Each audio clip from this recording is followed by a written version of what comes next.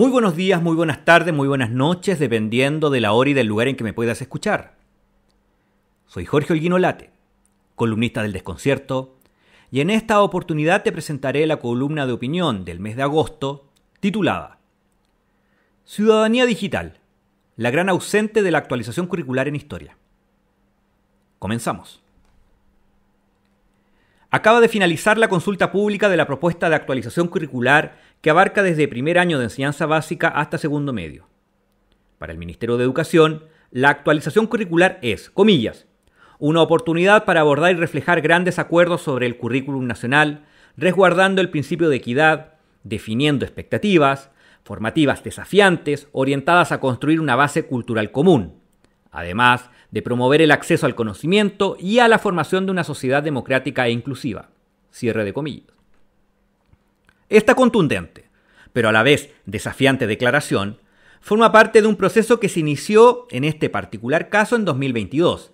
especialmente para hacer frente a las profundas brechas de aprendizaje que se evidenciaron tras la pandemia del COVID-19. El proceso se inició con una primera fase de diagnóstico y levantamiento de información, que continuó en 2023 con el desarrollo de un congreso pedagógico y curricular y cuya propuesta final fue presentada este año a consulta pública, para su posterior presentación final al Consejo Nacional de Educación, organismo técnico-político encargado de aprobarla en su última etapa. En el caso específico de la actualización de las bases curriculares de Historia, Geografía y Educación Ciudadana, resulta valioso que los contenidos, tanto ética como políticamente, den prioridad al aprendizaje del sistema democrático bajo un marco de derechos humanos. Priorizar este punto es esencial, especialmente cuando actualmente los sectores conservadores del país instrumentalizan mediáticamente el miedo como una forma de persuasión política. Recordemos que ya en el año 2018 se generó una fuerte polémica tras hacerse públicos los resultados para Chile del estudio de la Asociación Internacional para la Evaluación del Rendimiento Educativo, donde un 57% de nuestros estudiantes de octavo básico declaró que aceptaría vivir bajo una dictadura mientras ésta le asegurara orden y seguridad. Ahora bien, el asunto crítico que interesa debatir en la presente columna pasa por el enfoque digital de los nuevos contenidos que fomentan la democracia y promueven la defensa de los derechos humanos.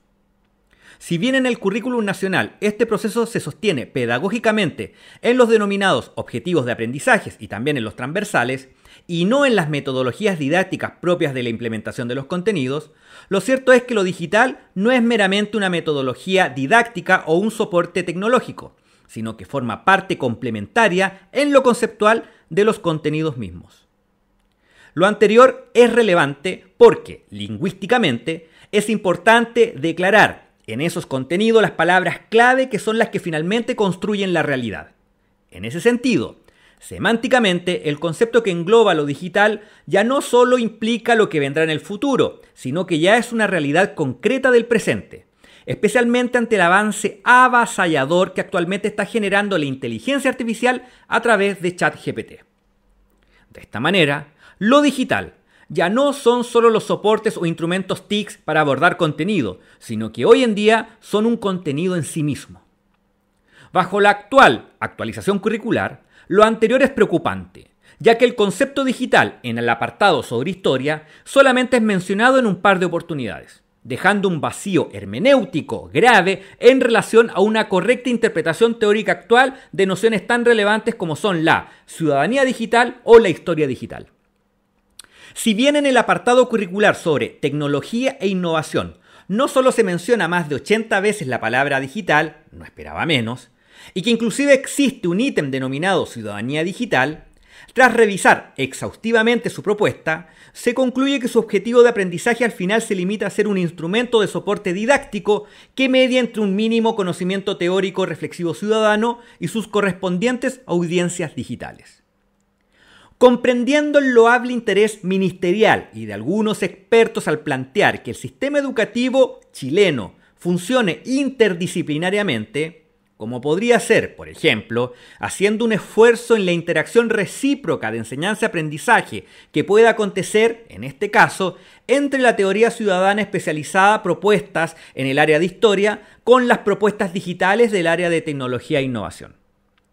Pero en la realidad del día a día, lo cierto es que, lamentablemente, esa es una meta que en la mayor parte del sistema educativo chileno es muy difícil de alcanzar,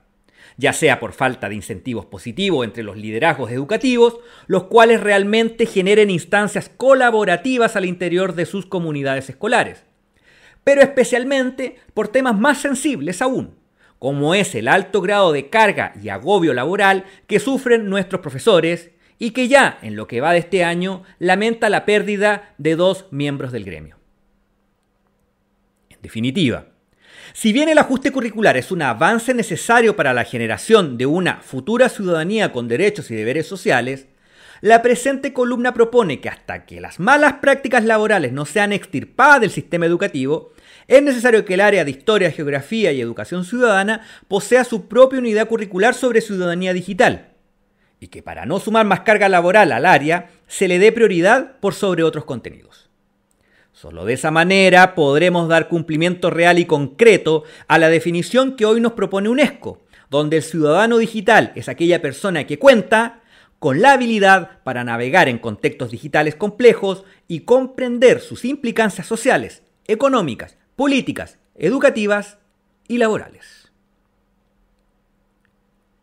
Soy Jorge Holguín, columnista del Desconcierto. No olvides escucharnos en el podcast Historia Pública en Spotify. Suscríbete. Nos vemos pronto. Adiós.